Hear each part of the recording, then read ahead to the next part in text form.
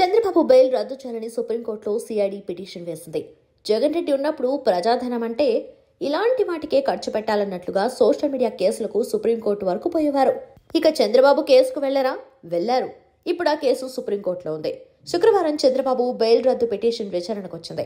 ఆ సమయంలో తమకు దీనిపై వాదించేందుకు, నిర్ణయం తీసుకునేందుకు మరింత సమయం కావాలని ధర్మాసనాన్ని కోరారు.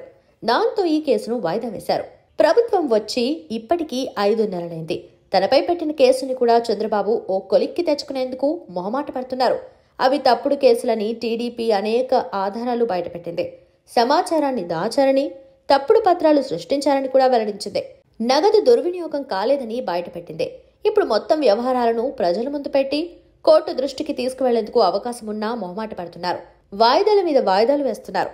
మాజీ ఐఏఎస్ పివి రమేష్ స్టేట్మెంట్ చంద్రబాబును అరెస్ట్ చేయడానికి ఉపయోగించుకున్నారు.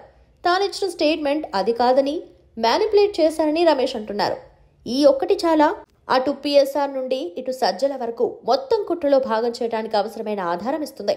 కానీ ఎందుకు చంద్రబాబు మొహమాట పడుతున్నారు టీడీపీ నేతలకు అర్థం కావటం లేదు.